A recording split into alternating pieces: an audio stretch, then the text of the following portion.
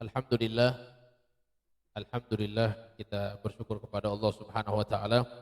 Pada malam hari ini kita berkumpul kembali bermuajahah dalam majlis zikir, majlis sholawat, majlis ilmu. Yang mudah-mudahan zikir yang kita baca diterima oleh Allah Subhanahu wa taala. Sholawat yang kita baca diterima oleh Allah Subhanahu wa taala. Dan insya Allah pada malam hari ini kita senantiasa mendapatkan keberkahan dari Allah Subhanahu wa taala. Amin ya rabbal alamin. Mari kita sama-sama melanjutkan pembahasan kitab Mukhtarul Hadits yang ditulis oleh Al-Imam Al-Allamah Al-Habib Umar bin Muhammad bin Salim bin Hafid Ibn Syekh Abi Bakar bin Salim. Kita sudah masuk di hadis yang ke-25. Hadis ini berbicara tentang sholat sunnah yang istimewa. Mungkin ini sholat sunnah banyak kita yang lalai. Jangankan sholat sunnahnya, sholat fardunya pun masih kita lalaikan. Yaitu salat qobliyah subuh. Di sini disampaikan oleh Nabi sallallahu alaihi wasallam, bismillahirrahmanirrahim. Qala al-musannif hafizahullahu taala wa nafa'na bihi wa bi ulumihi fid dharain. Amin. Qala Rasulullah sallallahu alaihi wa alihi wasallam, raqatal fajri khairum minad dunya wa ma fiha. Rawahu Tirmidzi. Dari disebutkan bahwasannya Rasul sallallahu alaihi wasallam bersabda, 2 rakaat sebelum subuh itu khairu minad dunya wa ma fiha, lebih agung, lebih afdal daripada dunia dan seisinya. Jadi 2 rakaat sebelum subuh lebih agung, lebih afdal daripada dunia dan seisinya. Ini hadis yang istimewa. Ini disebut dengan salat sunnah rawatib. Jadi salat sunnah rawatib itu ada banyak. Salat sunnah rawatib itu ada banyak, tapi yang sunnah muakkadahnya cuma 10.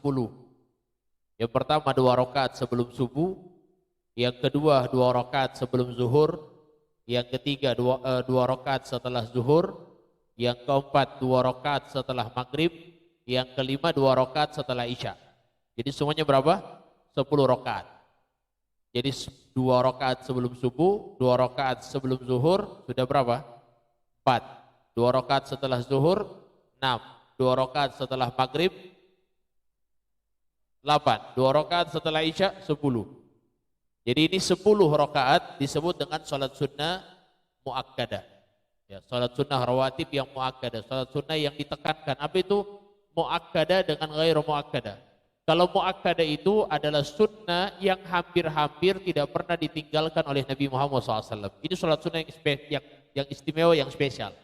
Jadi Nabi Muhammad itu tidak pernah meninggalkan sholat sunnah daripada sholat sunnah rawatib muakkadah. Jadi Nabi Muhammad tidak pernah meninggalkan sholat sunnah rawatib yang muakkadah. Apalagi sholat subuh ini, 2 rakaat sebelum subuh. Justru itu Nabi bilang, ini keistimewaannya. 2 rakaat sebelum subuh, khairum minad dunya wa ma fiha. Lebih baik, lebih agung daripada dunia dan seisinya. Antum tahu dunia, ini dunia ini. Baru dunianya, seisinya. Jadi bisa dikatakan semua kekayaan itu adalah di dalam sholat 2 rakaat sebelum subuh. Orang bisa dikayakan batinnya oleh Allah dengan dia melaksanakan 2 rakaat sebelum subuh. Itu baru 2 rakaat sebelum subuh. Bagaimana sholat subuhnya? Sunnahnya saja sudah seperti itu. Coba antum bayangkan. Sunnahnya saja sudah seperti itu. Bagaimana sholat subuhnya sendiri? Maka oleh sebab itu jamaah sekalian yang dimuliakan Allah, Nabi Muhammad SAW dengan menjaga 2 rakaat sebelum subuh ini, sehingga beliau menyampaikan kepada kita semua, jangan sekali-sekali kita tinggalkan. Karena apa? Karena 2 rakaat sebelum subuh ini lebih agung, lebih afdal daripada dunia dan seisinya. Adapun ada yang tanya begini, sebenarnya apa beda salat fajar dengan salat qobliyah? Salat fajar dengan salat qobliyah. Banyak orang yang salah paham. Ya, salat qobliyah itu salat sebelum salat subuh. Subuh itu disebut dengan fajar juga sama. Fajar itu subuh sama. Qobliyah itu berarti sebelum subuh. Nah, sekarang ada istilah salat sunnah fajar. Gitu. Salat sunnah fajar. Itu sama dengan qobliyah, tidak ada beda. Salat sunnah fajar dengan qobliyah itu sama, nggak ada bedanya. Jadi kalau seandainya yang tanya, bagaimana kalau kita sebelum salat qobliyah ada namanya salat sunnah fajar? Tidak ada. Salat sunnah fajar dengan qobliyah itu sudah sama. Salat sunnah fajar dengan qobliyah subuh itu sama, tidak ada bedanya. Baik, kemudian jamaah sekalian yang dimuliakan Allah, kalau kita ingin melaksanakan salat qobliyah subuh, ada bacaan yang dibaca oleh Nabi Muhammad SAW, baik di rakaat pertama maupun di rakaat kedua. Kita kalau di rakaat pertama, Nabi SAW itu membaca, ada beberapa riwayat. Riwayat yang pertama, Nabi SAW membaca Qul ya ayyuhal kafirun di rakaat pertama. Qul ya ayyuhal kafirun la a'budu ma ta'budun wa la antum 'abiduna ma a'bud sampai selesai. Rakaat kedua Nabi Muhammad baca Qul huwallahu ahad, Al-Ikhlas. Jadi kalau kita ingin salat qobliyah subuh, dua surat itu dibaca. Kemudian dari riwayat ini memang Nabi Muhammad salat qobliyah subuh itu paling ringkas. Sampai-sampai Sayyidah Aisyah bilang apa? Saya melihat Nabi Muhammad salat qobliyah subuh, saya kira Nabi Muhammad tidak baca Al-Fatihah, saking cepatnya. Jadi Nabi Muhammad itu kalau salat qobliyah subuh itu cepat. Di situ kan bacaannya cuma Qul ya ayyuhal kafirun, kemudian rakaat kedua baca Qul huwallahu ahad. Ya, dalam riwayat lain Nabi Muhammad baca alam dibaca di rakaat pertama al-insyirah. Ya. Alam alam iya, al-insyirah itu ya. Jadi alam tara kaifa al-fil ya, al-fil. Jadi Nabi Muhammad baca dua. Di rakaat pertama beliau membaca alam hasyra, iya. Al-insyirah. Sahih. Iya. Dibaca jadi alam. Jadi ada dua alam. Alam yang pertama kemudian alam yang kedua. Jadi rakaat pertama alam nasyrah laka sadrak, rakaat kedua baca alam tara kaifa fa'ala rabbuka bi ashabil fil. Disebutkan di dalam athar, barang siapa man qara'a alam wa alam amina minal alam. Barang siapa yang membaca alam nasyrah laka sadrak dengan alam tara kaifa fa amina minal alam, maka dia akan terselamat dari penyakit. Ya. Barang siapa yang baca di rakaat pertama, ini khusus di qobliyah subuh ya. Alam nasyrah dia baca di rakaat pertama, alam tara kaifa fa di rakaat kedua, maka amina minal alam, dia akan terselamat daripada alam penyakit. Nah, sekarang kita pilih yang mana, terserah. Mau baca Qul ya ayyuhal kafirun fadhal, silakan. Mau baca rakaat kedua Qul huwallahu ahad, silakan. Dan itu yang sering dibaca sama Nabi. Ada yang mau baca alam nasyrah laka sadrak, fadhal. Rakaat pertama, rakaat kedua baca alam tara kaifa fa'ala rabbuka bi ashabil fil. Kemudian jamaah sekalian yang dimuliakan Allah, Nabi Muhammad itu kalau ada yang tanya, Nabi Muhammad itu salat qobliyahnya di mana? Di masjid atau di rumah? Kebanyakan salat sunnahnya Nabi itu dalam rumah. Apalagi rawatib. Rawatib itu paling banyak di rumah Nabi Muhammad. Jadi kalau kita sebelum ke masjid, kita sholat dengar adzan, kita sholat dari rumah. Ada orang bilang, setengah mati kayaknya jauh rumah saya dari masjid. Saya pengen sholat di masjid yang agak jauh. Ya sudah, tidak apa-apa. Kita sholat di masjid. Semuanya dapat sunnah dari sunnahnya Nabi Muhammad SAW. Kemudian Nabi Muhammad itu setelah melaksanakan sholat sunnah qobliyah subuh, itu ada satu amalan sunnah yang sudah banyak umat Islam lupakan. Yaitu beliau membaringkan badannya sebagaimana jenazah yang diletakkan di liang lahat menghadap kiblat, kemudian seperti ini menghadap kiblat. Ini sunnah yang hampir saya tidak pernah lihat lagi di Gorontalo ada. Ini sunnah Nabi Muhammad itu pas habis melaksanakan sholat qobliyah itu beliau langsung tidur, bukan tidur ya, hanya berbaring sebentar menghadap kiblat sebagaimana jenazah diletakkan di liang lahat. Kemudian beliau membaca Allahumma rabba Jibril wa rabba Israfil wa rabba Mikail wa rabba Muhammadin nabi na'udzu bika minan nar. Itu yang dibaca sama Nabi. Jadi tidur begitu. Cuma kalau bikin di masjid kayaknya orang kaget semua ya. Cuma tidak apa-apa. Ini sunnah yang mungkin banyak orang yang kurang paham, banyak yang lalai. Kita kalau bisa cari yang tempat agak jauh, kan masjid besar. Jadi di belakang, kita cuma tidur sebentar. Jangan tidur lama, yang tahu bismika Allahumma ahya wa bismika amut, bukan. Ya, baca Allahumma rabba Jibril wa rabba Israfil wa rabba Mikail wa rabba Muhammadin nabi na'udzu bika minan nar. Artinya apa? Ya Allah, Tuhannya Jibril, Dan Tuhannya Jibril maksudnya, Tuhannya Israfil, Tuhannya Mikail, Tuhannya Muhammad Nabi. Na'udzubika minan nar, aku berlindung kepadamu dari api neraka. Itu artinya. Itu kita tidur sebentar, bukan tidur sebenarnya, berbaring. Baring saja baring. Kita baca itu. Kemudian bangun langsung. Yang sudah terus, Masya Allah, asik akhirnya komat, Allahu Akbar, asyhadu an la ilaha illallah. Ya, hanya sebentar. Maka ini yang disebutkan dengan sunnah mahjurah. Apa itu sunnah mahjurah? Sunnah yang hampir-hampir di banyak umat Islam yang lalai, lupa. Banyak yang meninggalkan sunnah ini, mahjurah. Ya. Kalau di Yaman, Masya Allah, saya awal waktu itu, pas sampai ada satu masjid saya datangi, sudah sholat qobliyah, saya diam. Karena memang pas langsung orang imam, ya di depan gitu ada dekat imam situ, langsung dia berbaring. Orang-orang makmum berbaring. Masya Allah, semua tidur masal ini atau semua tidur masal atau barangkali atau apa ini? Hanya saya kaget.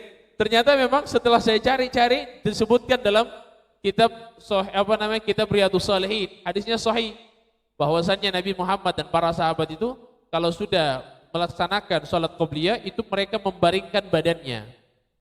Itu supaya apa? Kita berpikir, ya, kita langsung mengingat sebagaimana ketika nanti kita akan diletakkan di liang lahat, supaya kita berpikir, oh begini cara seorang muslim ketika diletakkan di liang lahat. Kita langsung ingat kematian. Kemudian kita baca doa itu. Hafal atau tidak? Coba sama-sama. Allahumma Rabba Jibril wa Rabba Israfil wa Rabba Mikail wa Rabba Muhammadin Nabi na'udzubika minan nar. Itu dibaca. Insyaallah sebelum salat subuh kita baring sebentar, itu cuma rabu-rabu berapa detik gitu kita baca, 10 detik lah bangun. Kalau 5 menit tidak bangun berarti surgut. Nah, setidur berarti khalas. Baik.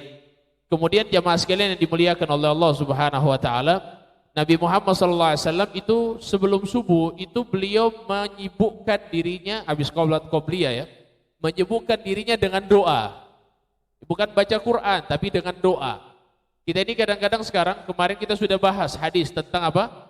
Bainal adanain da'watun mustajab. Di antara adzan dan iqamat itu ada doa yang mustajab. Jadi doa itu mustajab di antara adzan dan iqamah. Jadi jangan sibukkan dengan baca Quran. Dibacakan dulu doa, kita panjatkan doa kita, setelah itu baca Quran silahkan. Banyak orang yang tidak berdoa antara azan dan iqamat, padahal doa itu mustajab di antara azan dan iqamat. Nah, maka Nabi Muhammad SAW, beliau itu kalau sudah azan, habis sholat qobliyah, beliau menyibukkan dirinya dengan doa, apalagi dalam sholat qobliyah subuh. Ya, salah satu doa yang dibaca oleh Nabi SAW, ya ada Allahumma inni as'aluka rahmatan min 'indika tahdi biha qalbi wa tajma'u biha syamli wa talummu biha sya'thi wa taruddu biha ulfati wa tuslihu biha dini wa tahfadhu biha ghaibi wa tarfa'u biha syahidi wa tuzakki biha amali wa tubayyidu biha wajhi wa tulhimuni biha rushdi wa ta'simuni biha min kulli su. Itu yang dibaca sama Nabi. Antum kalau mau nanti ada jual Al-Khulasatul Madad, dijual di toko-toko banyak di Gorontalo. Cari toko-toko buku-buku yang Islami, yang Ahlus Sunnah wal Jamaah ada. Cari Al-Khulasah ditulis oleh Sayyidil Habib Umar bin Hafid. Di situ ada doa sebelum melaksanakan salat subuh. Habis salat qobliyah kita baca doa itu. Itu banyak sekali doanya. Bahkan salah satu doanya yang dibaca sama Nabi Muhammad SAW adalah doa salah satu doanya Nabi, Allahumma ja'alni nuran fi qalbi wa nuran fi qabri wa nuran fi sam'i. Ya Allah, jadikanlah di dalam diriku, di dalam hatiku cahaya, di dalam kuburku cahaya, di dalam pendengaranku cahaya, di dalam pandanganku, mataku cahaya, di dalam rambutku cahaya, kulitku cahaya, semuanya cahaya, permintaan cahaya kepada Allah Subhanahu wa taala. Jadi hakikat daripada kesufian, nah ini di sini. Sufi itu minta cahaya kan? Kita ini hadir majelis supaya mendapatkan cahaya dari Allah. Cahaya itu sudah situ. Salat subuh kita baca itu, Allahumma ja'alni nuran fi qalbi. Ya Allah berikan cahaya di hatiku. Wa nuran fi qabri, cahaya di kuburku. Kan hati kan cahaya Allah kita minta. wa nuran fi qabri, cahaya di kubur, wa nuran fi sam'i, cahaya di kuping kita supaya kita bisa mendengar yang baik-baik. Cahaya fi basari, nuran fi basari, pandangan saya insyaallah bercahaya. Wa nuran fi wajhi, semuanya kita minta cahaya. Allahumma ja'alni nura, ya Allah jadikan aku cahaya. Allah, ini doanya doa paling luar biasa dari Nabi Muhammad sallallahu alaihi wasallam. Kemudian jamaah sekalian yang dimuliakan Allah Subhanahu wa taala, memang hadis dhaif. Cuma bukan berarti hadis dhaif itu tidak bisa diamalkan. Hadis dhaif itu boleh diamalkan dalam fadhil amal. Ente belajar di mana ente kok bilang hadis dhaif tidak bisa diamalkan? Sekarang ini dengar hadis dhaif tidak boleh, haram. Tidak bisa diamalkan hadis dhaif. Ini sampai-sampai dikatakan para sada Alawiyin itu lebih mengutamakan hadis dhaif daripada pandangan perorangan. Ada orang bilang begini, oh kayaknya begini, ana lebih percaya hadis dhaif daripada ente. Hadis dhaif ini masalahnya cuma di riwayat. Kan selama hadis dhaif itu kita tidak hukumkan atau kita tidak pakai kepada halal dan haram. Ini hukumnya halal atau haram? Pakai hadis dhaif, gak boleh. Menentukan hukum halal dan haram pakai hadis lemah, hadis dhaif itu maksudnya hadis lemah, gak boleh. Jadi hadis dhaif itu dipakai untuk fadhail amal. Apa itu fadhail amal? Ya sudah, supaya memberikan semangat, motivasi, atau memberikan bacaan-bacaan doa, itu tidak ada masalah, itu fadhail amal namanya. Tapi kalau halal dan haram, kemudian di dalam masalah akidah, tidak boleh pakai hadis dhaif. Baik, jadi ini hadis yang pertama tentang sholat qobliyah subuh. Pertanyaannya, kira-kira kita sudah jaga enggak qobliyah subuh? Insyaallah setelah hadis ini kita dengar, kita amalkan. Jangan sampai dengar hadis qobliyah subuh akhirnya kita tidak bikin. Qobliyah subuh bikin berat. Justru itu ada yang tanya, kok pahalanya besar begini, kenapa? Karena sulitnya orang bikin. Kita mungkin sholat subuh agak lumayan memaksakan, tapi qobliyah subuh, Masya Allah, beratnya bukan main. Qobliyah subuh itu berat. Sholat subuhnya, Masya Allah, sholat subuh, lah jam berapa bangun? Jam 7, jam 8. Maka dikatakan oleh para ulama, kita tetap bangun. Misalnya kita bangun jam 5, ini sekarang subuh jam berapa? Jam 4 lewat 30 menit kita taruh. Ada jam 4 30 menit. Ada. Orang sholat di masjid jam berapa sekarang? Taruhlah jam 5 kurang 5 atau jam 5 kurang 10 sudah qomat. Ada yang jam 5 qomat. Allah silakan. Ada yang bangun jam 5 lewat, jam 5 lewat 15. Selama belum terbit matahari, maka kita bisa sholat. Langsung wudu, jangan lagi baku HP, cari HP. Sudah kalas, HP tidak usah lagi buka WhatsApp. Langsung wudu, langsung sholat. Jadi ini. Baik, ada orang yang ketinggalan sholat qobliyah subuh. Apa yang harus dia lakukan? Antum datang ke masjid sudah qomat, Allah Akbar, sudah bisa qobliyah subuh. Ini ketinggalan pahala berarti ini. Bagaimana? Kita qadha, boleh ganti. Qadhanya kapan? Nah, ada ulama menjelaskan begini. Qadha untuk qobliyah subuh itu kita bikin bisa di pagi hari. Bisa, supaya menghindari dari fitnah. Cuman ada yang mengatakan tidak apa-apa setelah sholat subuh. Ya kalau kita tahu kan setelah sholat subuh sudah tidak ada sholat lagi. Tapi untuk mengganti tafadhol silahkan. Cuman ulama dari kalangan madhab Syafi'i mengatakan jangan qadha di dalam masjid. Qadhanya di rumah. Jadi habis sholat subuh kita mau qadha sholat, jangan. Qadha sholat qobliyah subuh ya maksud saya. Itu qadhanya di mana? Di rumah. Nanti orang kalau lihat qobliyah subuhnya antum bikin setelah sholat subuh, ini sholat ba'diyah subuh ini atau apa ini? Atau sholat apa rejal ini kok sholat ba'diyah? Masa ada sholat ba'diyah subuh? Tidak ada sholat ba'diyah subuh. Nah, maka menghindari diri dari fitnah, alangkah baiknya qadhanya itu di rumah atau bisa pada pagi hari, silahkan. Nah ini hal-hal yang disebutkan oleh para ulama tentang masalah qobliyah subuh. Baik. Hadirin jamaah sekalian yang dimuliakan Allah Subhanahu wa taala. Mudah-mudahan kita semua bisa jaga. Ya. Jangan dulu banyak fokus di qobliyah subuh, salat subuh dulu kasih mantap. Ini qobliyah subuh semua pusing akan kalau salat subuh hilang-hilang. Masya Allah. Ya, salat subuh dulu kasih mantap, dipermantap betul. Kalau sudah istiqomah insya Allah baru kita mulai pelan-pelan qobliyah subuh. Baik. Jangan sampai kita diharapkan daripada pahala yang luar biasa ini lebih baik daripada dunia dan seisinya.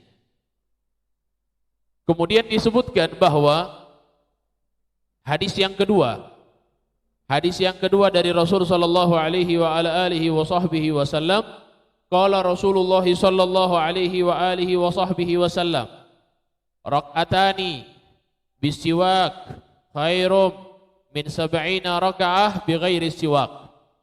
Rawahu Daruqutni. Nabi sallallahu alaihi wasallam bersabda, 2 rakaat dengan siwak lebih afdol daripada 70 rakaat tidak pakai siwak.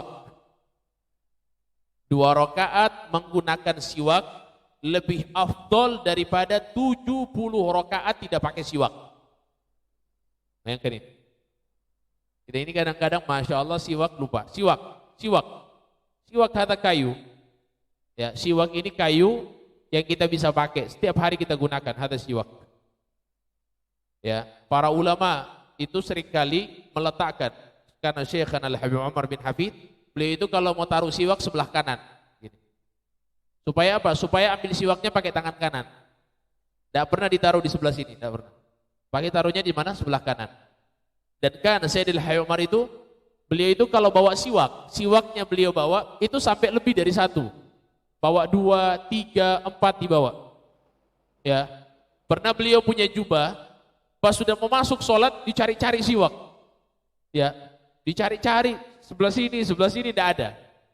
Ya, karena beliau sudah ganti jubah tadi. Jadi jubah yang ada siwak itu ya jubah yang satu yang sudah diganti. Dicari-cari, ternyata beliau punya siwak lagi di kantong, di ban beliau, gesper beliau, ada ban yang sering taruh di sarung, ditaruh di situ sama Habib Umar. Jadi Habib Umar dapat di sini. Jadi bawa 3 biasanya Habib Umar. Ini harta luar biasa loh. Para ulama itu saking menjaga siwak ini, mereka tetap tidak mau meninggalkan sunnah daripada siwak. Ya, fadilah daripada siwak. Dan para ulama mengatakan siwak ini adalah asbab seseorang bisa husnul khatimah. Siwak menyebabkan sebab daripada seseorang husnul khatimah. Disebutkan banyak riwayat, banyak sekali. Kita bisa lihat di dalam kitab Al-Baijuri, disebutkan bahwa salah satu manfaat siwak ini adalah asbab seseorang bisa wafat dalam keadaan husnul khatimah. Yang penting dia jaga istiqomah. Karena Sayyidil Habib Umar, beliau bercerita waktu itu, sering beliau bercerita di dalam roha, lagi roha sore, belajar sore dengan beliau, itu Habib Umar pernah berkisah tentang salah seseorang, ini satu orang ini dia selalu menjaga siwak. Pokoknya setiap hari tidak pernah meninggalkan siwak. Masya Allah. Ini siwak ini, pokoknya dibangun tidur jaga siwak, mau sholat pakai siwak, mau wudhu pakai siwak, apalagi baca Quran pakai siwak. Pokoknya siwak dia jaga terus. Karena sunnahnya siwak itu banyak. Mau wudhu pakai siwak, sholat pakai siwak, mau tidur pakai siwak, bangun tidur pakai siwak, baca Quran pakai siwak. Lama tidak ngomong, tidak bicara, sunnah pakai siwak dulu. Terlalu banyak bicara, pakai siwak juga. Ini sunnah siwak, banyak sekali keutamaan siwak. Nah, ada satu orang, ini Masya Allah, Islam ini sudah mengajarkan kebersihan kepada kita 1400 tahun yang lalu. Sebelum datang, wala Eropa, wala Barat, tak tahu ini keutamaan membersihkan. Ini sikat gigi baru-baru. Ini siwak dari zaman, Nabi Muhammad sudah ajarkan kebersihan. Ya, pernah disebutkan juga oleh Sayyidil Habib Umar, ada satu dari Eropa dia datang ke satu negeri muslimin. Negeri muslimin dia datangi, dia mendapati rumah enak. Dibilang kok negeri kalian ini harum sekali. Negeri kami bau, kok negeri kalian harum? Ya, pas ditelusuri ternyata satu penduduk semuanya di negeri itu menggunakan siwak. Jadi negerinya itu bau harum. Ini kan bau mulut ini Masya Allah musibah. Tapi tidak apa-apa. Siwak ini bukan menghilangkan sebenarnya, menghilangkan bau mulut, ya, membersihkan mulut. Keutamaan siwak bikin kuat gigi, usi jadi kuat. Kemarin coba lihat ada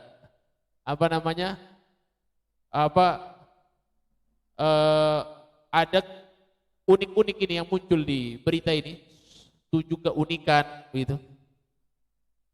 Ada ratu waktu itu, ratu di Eropa, ratu Elizabeth ya, ratu Inggris tapi zaman begitu, satu keunikan, menjadi sosok yang paling bersih. Ditanya, sosok paling bersihnya berapa? Setiap 3 bulan mandinya 1 kali. 3 bulan mandi 1 kali. La haula wala quwata illa billah. 1 bulan mandi, 3 bulan mandi 1 kali, ente bilang paling bersih. Di umat Islam, di muslimin, Masya Allah apa? Dikasih. Mandi minimal. Itu seminggu sekali minimal. Kita umat Islam, seminggu itu minimal 1 kali mandi. Minimal. Karena dulu di zaman, ya kalau kita pergi di Arab, ada namanya musim dingin. Dulu di zaman Nabi musim dingin di Madinah luar biasa. Sehingga seseorang itu sulit untuk mandi. Kalau mandi ada yang mati. Jadi kata Nabi, jangan tinggalkan sholat Jumat untuk tidak mandi. Pokoknya harus mandi mau tidak mau.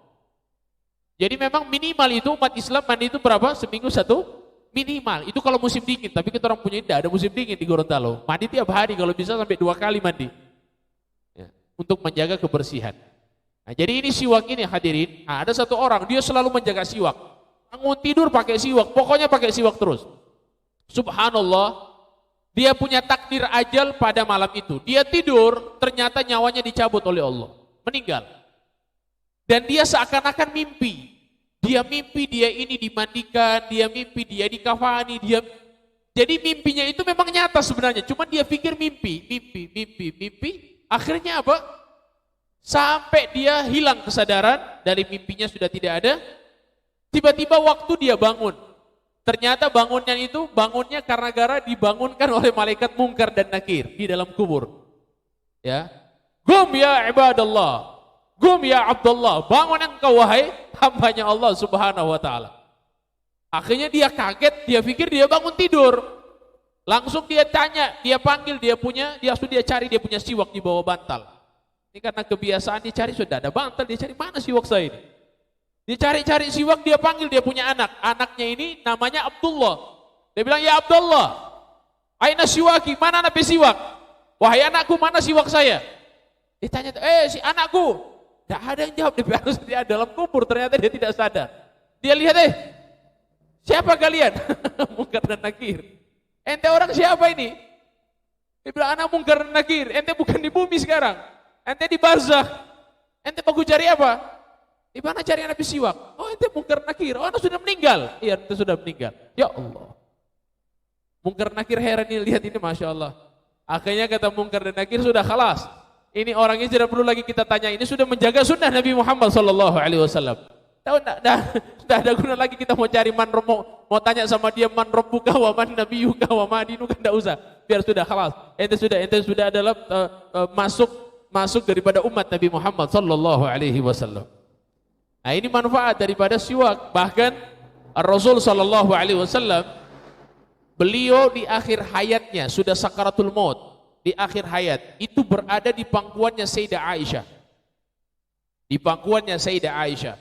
Akhirnya Rasul sallallahu alaihi wasallam sudah dalam keadaan sakaratul maut, datang Sayyidina Abdurrahman bin Abi Bakar, saudaranya Sayyidah Aisyah, datang masuk di kamarnya Nabi. Dan Abdurrahman bin Abi Bakar itu bawa siwak baru. Lagi pegang siwak baru. Nabi Muhammad ini Abdurrahman bin Abi Bakar, dia lihat. Dia perhatikan begini. Maka Sayyidah Aisyah bilang, "Ya Rasulullah, engkau mau siwak itu?" Ya. Engkau mau siwak itu yang dipegang oleh Abdurrahman bin Abi Bakar? Maka Nabi bilang, iya, aku mau. Maka dimintalah siwaknya Abdurrahman bin Abi Bakar, kemudian dipakaikan kepada Rasulullah, langsung ambil dipakai sama Nabi. Dan ternyata ketika dipakai sama Nabi keras dipakai sama Nabi. Kemudian istri Nabi Muhammad Sayyidah Aisyah bilang, ya Rasulullah, ulayyin lak, ya, mana sini saya lembutkan untukmu wahai Rasulullah. Akhirnya diambil siwaknya, kemudian dilembutkan oleh Sayyidah Aisyah. Dilembutkan oleh Sayyidah Aisyah, kemudian dikasih kepada Nabi Muhammad SAW, kemudian dipakai oleh Nabi Muhammad.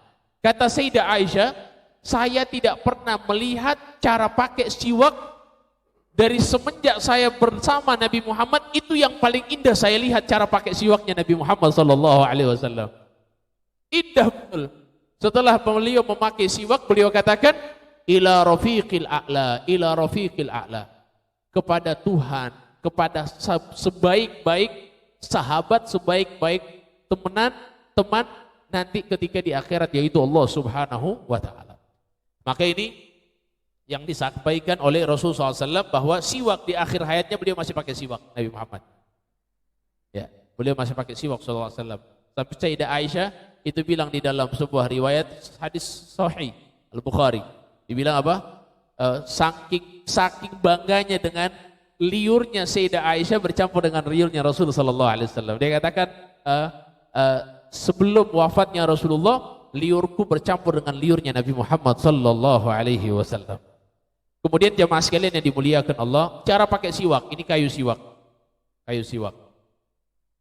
Siwak ini cara pakai, pegang dulu begini, 3 jari di atas, ini 3 jari, ini di atas, kemudian jempolnya di bawah sini dengan jari paling kecil, gitu. Kemudian mulai dari atas, gitu. Dari atas kanan, kemudian turun ke bawah, ya, bawah kanan, kemudian naik lagi ke atas, kemudian turun lagi ke bawah, kemudian naik ke atas, turun lagi ke bawah, sampai 3 kali. Setelah itu lidah 1 kali. Saya praktekkan.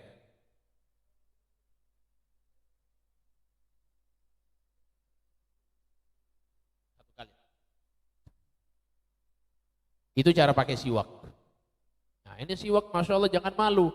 Kita orang ini kadang-kadang siwak memalu. Kalau ada orang begini, tidak apa-apa, tidak usah malu. Ini bukan aib. Ini sunnah Nabi Muhammad. Kenapa malu dengan siwak? Sampai-sampai Al-Habib Abdullah bin Umar Asy-Syatiri beliau mengatakan, hastahi an tasta'mil as-siwak wa tashrabut tubbak. Kamu malu menggunakan siwak, tapi kamu tidak malu ketika memegang rokok tidak malu. Tapi kalau pakai siwak malu. Masya Allah, malunya luar biasa. Pegang rokok, siwak malu. Ini siwak sunnah Nabi, ngapain kita malu? Pakai pokoknya sunnah Nabi Muhammad. Apalagi kalau di acara-acara, saya lihat ada beberapa ustadz kalau di acara begini, malu. Begini biasa saja, tidak apa-apa, bukan aib. Rokok itu yang bau. Ini tidak bau, tidak apa-apa. Yang penting cuci-cuci. Ada dia piara terus, masya Allah, lebih berkah.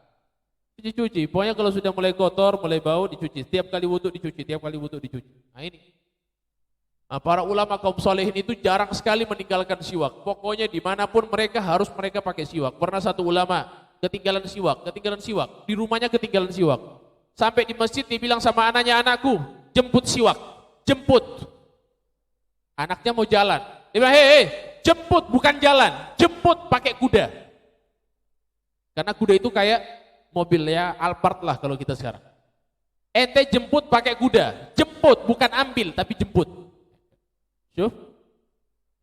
Saking mereka muliakan ini kayu yang luar biasa, yang pahalanya besar di sisi Allah Subhanahu wa taala. Sampai-sampai disebutkan sama Nabi, as-siwak mutahharatun lil fam wa mardatun lirabb. Siwak ini ya membersihkan mulut dan menyebabkan keridhaan Allah datang kepada kita. Satu ulama ketinggalan siwak, tidak pakai siwak, ya. Waktu itu dia masuk di masjid, innalillahi wa inna ilaihi raji'un, ya Rabb, astagfirullahaladzim, astagfirullah. Kenapa ente? Siapa yang mati? Siapa yang meninggal dunia? Dia bilang, enggak, ana lupa pakai siwak. Dia bilang, innalillahi wa inna ilaihi. Jadi musibahnya mereka lupa pakai siwak. Coba bayangkan, musibahnya lupa pakai siwak. Sudah dikatakan, laisal musab man farakal ashab, walakinal musab man yafutut tawab. Bukan hakikat daripada musibah itu seseorang ketika ditinggal oleh sahabat, tinggal dengan orang-orang yang dia cintai. Tapi hakikat daripada musibah ketika kita pahala. Kehilangan pahala itu baru musibah. Kalau cuma kehilangan saudara, kehilangan kerabat, musibah biasa. Tapi kehilangan pahala, itu musibah yang luar biasa. Maka ini kita jaga siwak, kita jaga. Beli berapa? 10.000. Pakai DP tempat ya mungkin 15.000. Ya 10.000 lah, dapat banyak. Kita cari, kita pakai, gunakan. Ya. Kalau misalnya ada orang yang pengen pakai siwak, misalnya dia potong, sudah habis, tidak ada fulus, Tapi kalau rokok ada, tapi kalau siwak tidak ada. Kalau sudah mulai tidak bagus, potong, bikin lagi baru. Sudah mulai lagi potong lagi, bikin baru. Tidak apa-apa. Sampai kapan? Sampai 4 jari ini batasnya. Kalau sudah 4 jari ini, ente potong lagi, halas. Subakhil. Setengah mati ente bagaimana pakai siwak sama begitu. 4 jari ini sudah batasan ukuran paling terakhir ketika orang pakai siwak. Ya. Jadi ini keutamaan daripada siwak yang disampaikan oleh para ulama. Nabi SAW sampaikan, as-siwaku mutahharatun lil fam mardatun lirabb. Siwak itu membersihkan mulut dan menyebabkan keridhaan Allah datang kepada kita. Ridho Allah dengan kayu sepanggal. Bantu bayangkan. Ridho Allah dengan kayu ini. Masya Allah. La ilaha illallah. Ya. Bahkan daripada siwak ini yang harus kita perhatikan jamaah sekalian yang dimuliakan Allah, pernah di dalam sebuah peperangan, ya, waktu itu di masa Khalifah Sayyidina Umar bin Khattab, Sayyidina Umar mengirimkan panglima perang, ayo pasukan perang di satu negeri untuk supaya negeri itu, ya, orang-orang musyrikin bisa memeluk agama Islam. Kirim pasukan ke sana. Sampai di sana ternyata orang-orang Islam waktu itu muslimin sudah mengepung. Penduduk negeri itu sudah dikepung sama pasukan yang dikirim oleh Sayyidina Umar. Tapi selama dikepung tidak bisa tembus. Cuman habis dikepung sudah. Beberapa hari habis waktu cuman dikepung. Maka langsung ini panglima mengirimkan surat kepada Sayyidina Umar. Dia bilang, ya Umar bin Khattab, Amirul Mukminin, kami ini sudah berhari-hari kepung ini orang-orang yang ada di negeri tersebut, tapi sampai sekarang kami tidak bisa taklukkan. Coba kirim pasukan lagi, tambahan pasukan. Maka Sayyidina Umar bin Khattab bilang, ente orang punya kesalahan bukan gara-gara pasukannya yang kurang. Kami sahabat Nabi pasukan sedikit. Kita lihat Fathu Makkah, kita lihat dalam perang Khaybar, kita lihat dalam perang Badar, 313 melawan 1000. Sedikit umat Islam, tapi kami bisa menang. Jadi masalah kalian bukan di masalah pasukan, bukan kurang pasukan, tapi masalah kalian mungkin ada yang kalian lakukan atau yang kalian tinggalkan daripada apa yang menjadi perintah Nabi Muhammad SAW. Akhirnya kata Sayyidina Umar begini, coba tanyakan pada para sepuh yang ada di antara kalian, tanyakan kepada para sepuh apa yang menyebabkan kita kalah sampai sekarang tidak bisa ditaklukkan negeri itu. Hanya ditanya kepada sepuh-sepuh, ya, orang-orang yang sudah tua. Di waktu itu ditanya, dia bilang, hei fulan, wahai fulan, para syiban, orang-orang yang sudah tua, kira-kira masalahnya kita ini apa? Kok kita tidak bisa menaklukkan daripada negeri ini? Masalahnya di mana? Pasukan kita banyak loh padahal ini. Maka dijawab oleh para syiban, para orang tua, ya, kita ini kurang daripada menggunakan sunnah siwak ketika diwudu, ketika di sholat, ketika baca Quran, ketika tidur. Kita lupa tinggalkan, kita lupa pakai siwak. Jarang kita menggunakan sunnahnya Nabi Muhammad SAW yang satu ini. Akhirnya kata panglimanya, sudah, besok pagi kita tebang pohon arok. Pohon arok ini adalah pohon yang digunakan untuk siwak. Ini pohon arok namanya. Pohon arok. Arok ini, ya, ini saya waktu itu pikir, ini siwak ini bau tangkai. Ternyata ketika saya di sana, siwak ini ternyata akar.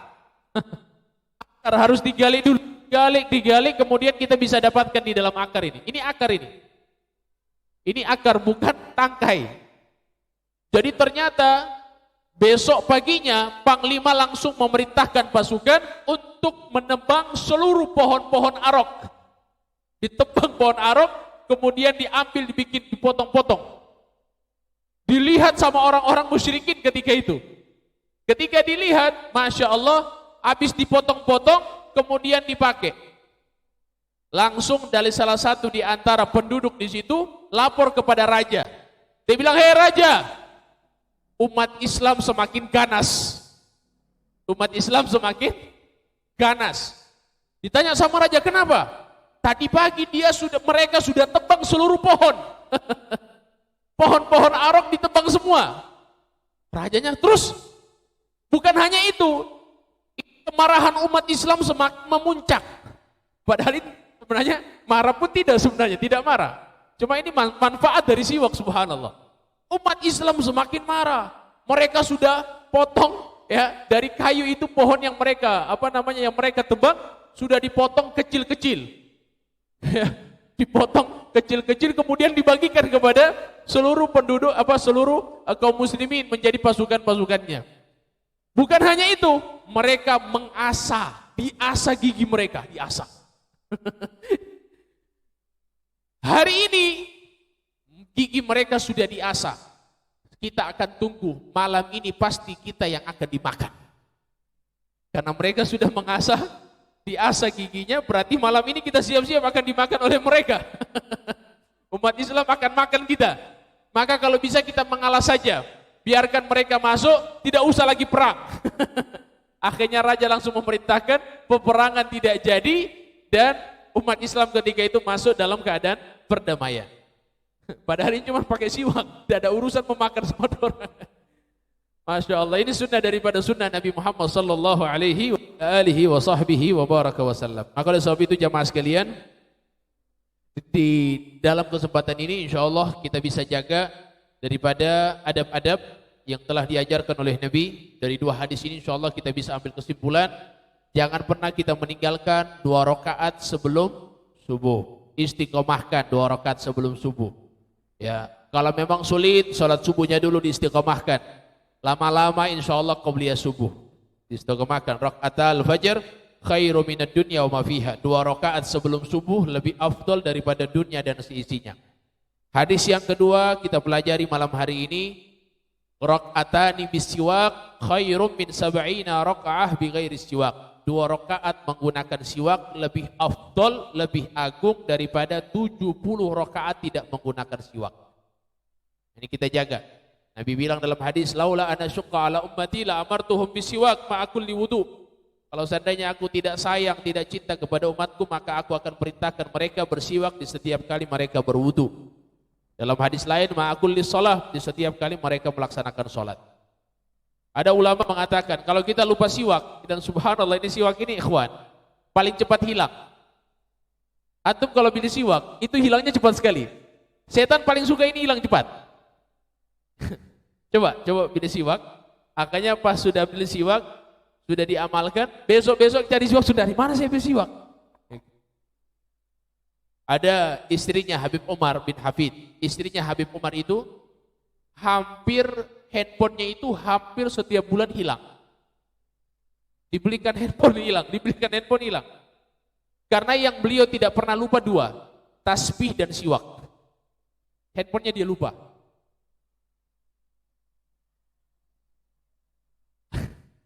Handphonenya dia lupa. Siwak dan tasbih beliau tidak pernah lupa. Kalau kita gimana? Handphone yang tidak pernah lupa, siwak kita lupa terus. Handphonenya lupa terus. Handphonenya ada lupa? Tidak ada. Tidak mungkin lupa handphone. Kayak kita lupa siwak. Justru siwak ini paling cepat dihilangkan sama syaitan. Karena setan tahu keutamaan siwak luar biasa. Justru setan cepat kasih hilang. Saya itu kalau di rumah, masya Allah, siwak ini paling cepat. Kadang-kadang sudah ditaruh di situ, saya cari mana nih, itu tidak ada.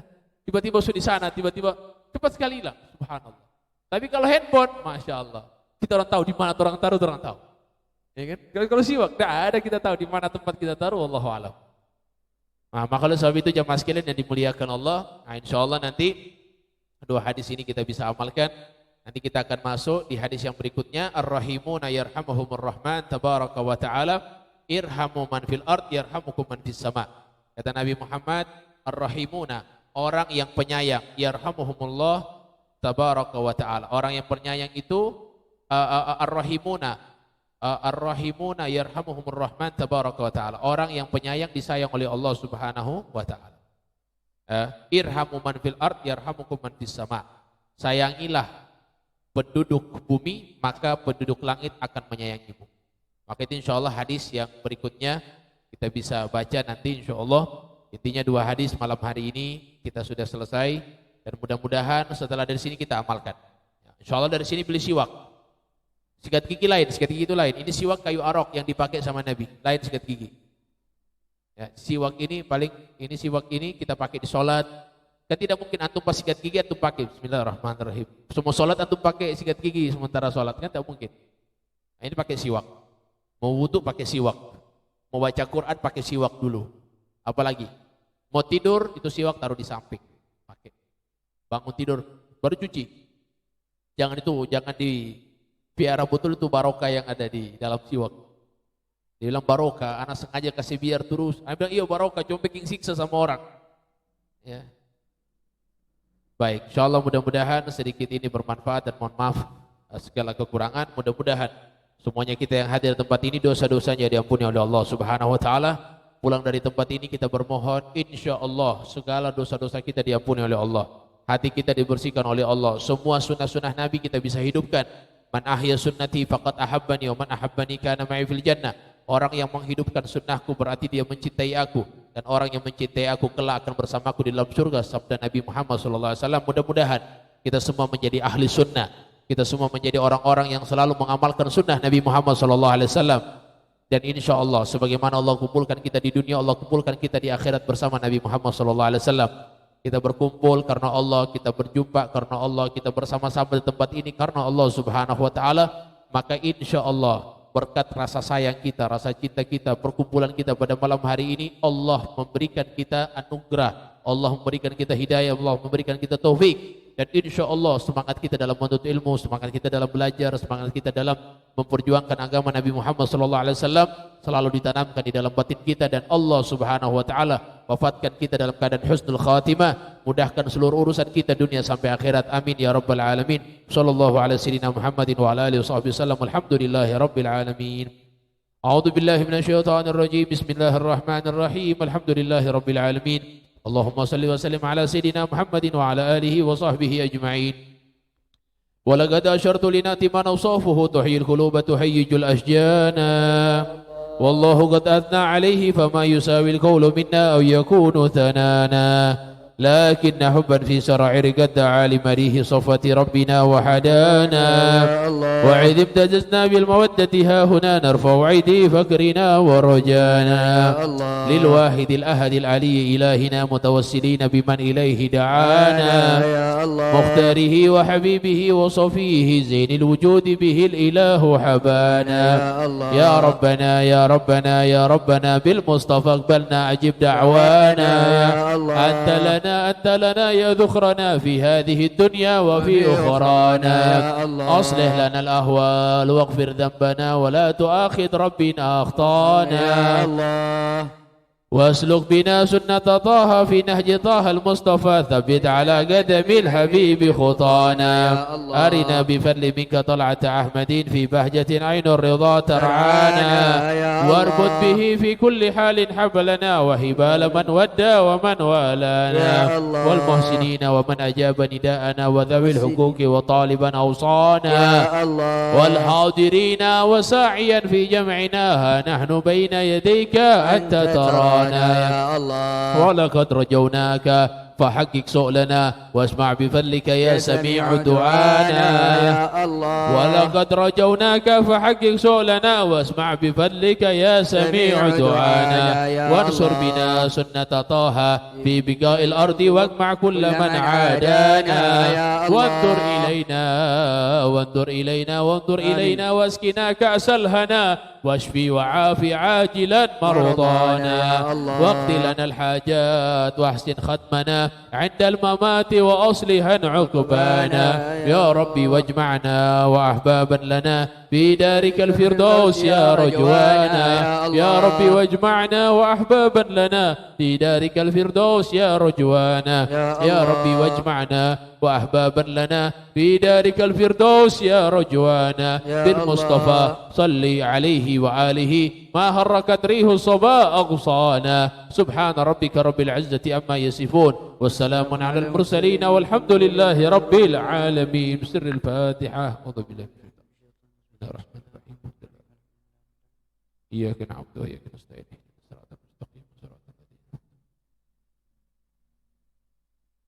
InsyaAllah kita baca sama-sama suratul Fatihah.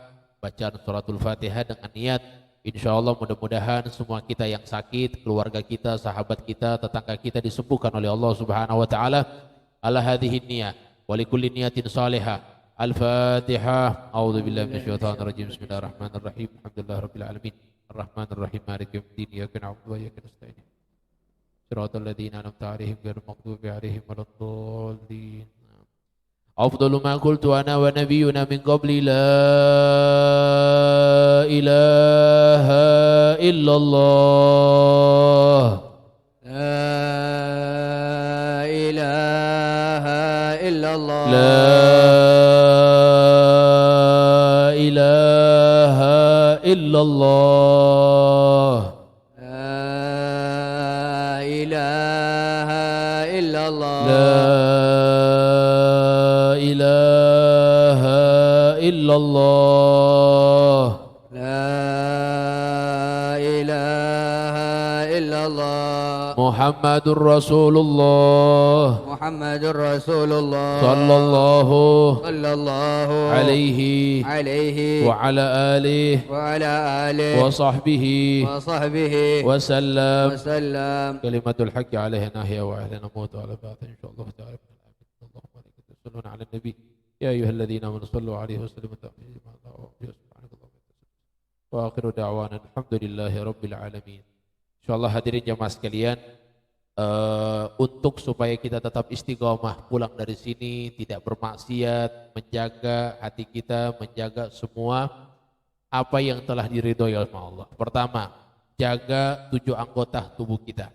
Yang paling terpenting, mata, kuping kita, lisan kita, perut kita, hati kita, tangan kita, kaki kita dari maksiat.